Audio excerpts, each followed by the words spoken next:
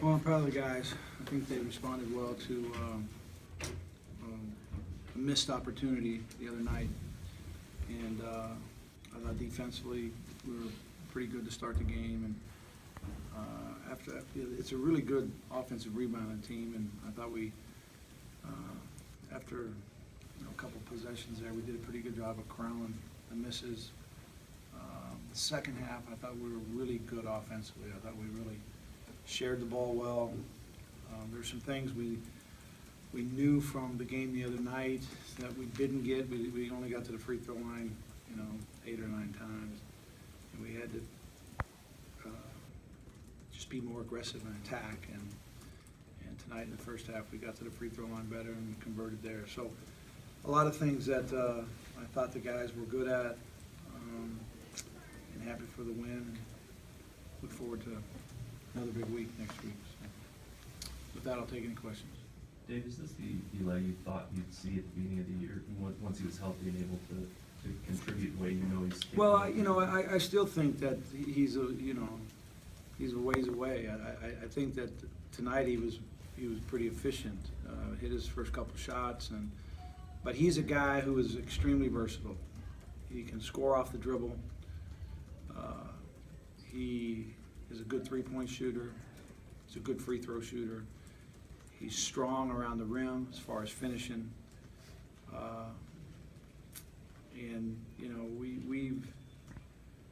We've missed him, but I think in the process, a couple other guys have developed pretty well for us. So hopefully it'll make us better. But there's some adjustments that is going on right now with our group, and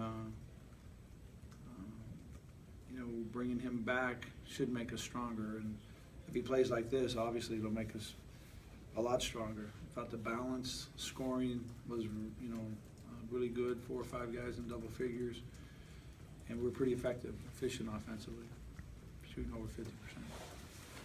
How do you see his role kind of continuing to develop, just in that sense? Well, he's a versatile guard. Okay, he can play the 1, he can play the 2, he can play the 3. We can actually use him defensively if we want to play a 4-guard offense and spread the floor a little bit.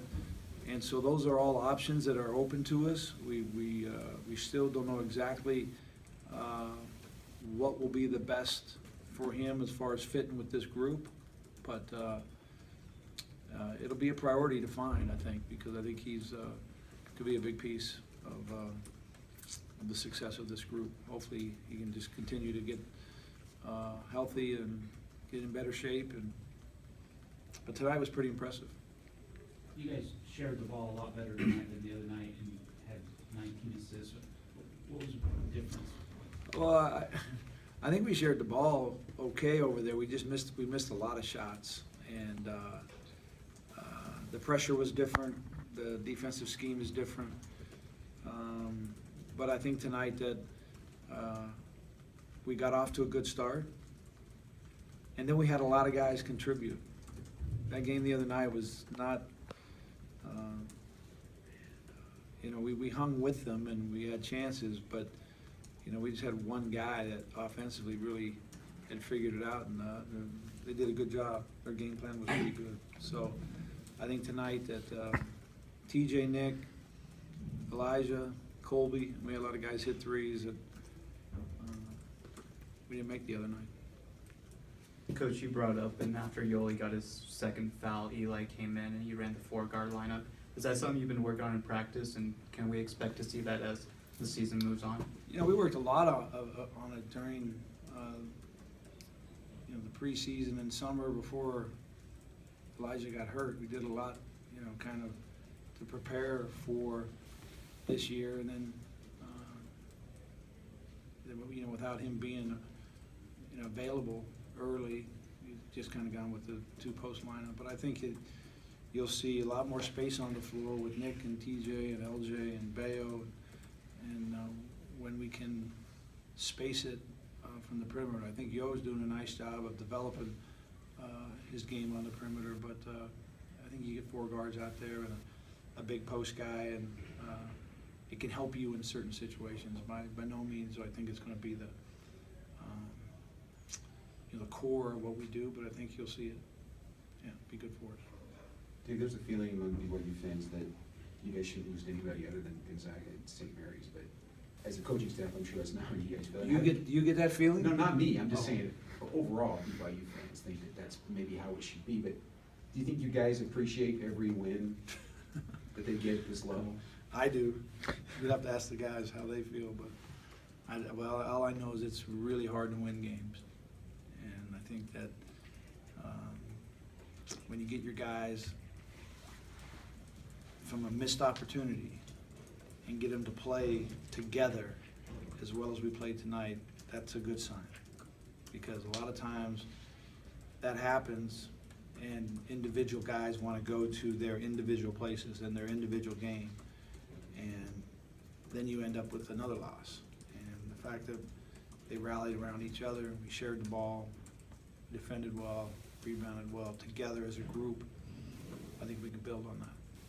Speaking of games being tough to win, did you mention at all last year's loss at home to Pacific to this team in preparation? Well, yeah, you know, I think that it was, you know, a priority because of how many guys returned from that team, okay? Now, our team, as far as who actually played in that game, there was just a couple guys, and there weren't a lot of minutes in the locker room that played, but the fact that they had so many returning players from what happened to us last year in here, it was a priority for us, and our guys were ready for it. They didn't play a lot of minutes, but Wallace and Knowles combined, I think, was 2 for 11 shooting, 6 points. What did you do defensively to shut them down, or did they just miss shots? Probably a little both, but they were a priority. I think Nick did a good job early, but our post guys were really active. And off those ball screens and trying to get into the key, I thought our post guys helped us pretty well. And then, you know, TJ can post you up, Wallace, and we were able to get him in some tough spots and get some help on him. They didn't play much in the second half. The game was kind of, the separation was, you know, pretty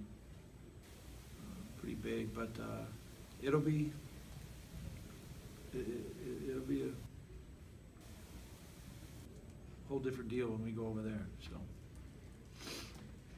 Coach, you like the new schedule this year? We got basically a road game and a home game every week. Well, I think the first 5 weeks we split, and then the last 4 weeks we go double. We play 2 home games or 2 road games, and if you look through the schedule, that's kind of how everybody is. They have maybe the first 4 weeks where they've got home, and then they go on the road, and then it flips. So for us, January is a home game and a road game. And then when we get to February, we're either back-to-back road games or back-to-back home games. So we'll just deal with it. You know, that's one thing that I don't really spend a lot of time with because I have no control over it. They just deal it out to you, and then you know, look at it and then try to manage it. So if I like it or not, I don't think it really makes any difference. It's Wasn't just- that mandated by the coaches, though? Did the coaches vote for that? We felt like the games before Christmas, for league games, really made it hard to schedule. Like that's the weekend we went to Illinois. And last year was the week we went to Hawaii. There's a lot of really good opportunities to get pretty good games for our league that weekend, and that was probably the main reason. But we'll see. It's different. I think that the biggest thing is traveling to a home game, like we just did. We just traveled to a home game, and that's you know, you got to manage it somehow. And our guys responded pretty well. So next week we play Thursday at home and Saturday on the road. That seems a little bit more normal. You prepare for a week and then you play a game and then you're out on the road. But when you play that Thursday night game and then travel to a home game, it just feels a little bit different. Looking on to that next Thursday home game against San Francisco, can you give us a little bit of information that you guys have on San Francisco and how you look to prepare for them? I've seen them actually play twice, and they are a really well-coached execution kind of team. Offensively, they spread you out and shoot threes.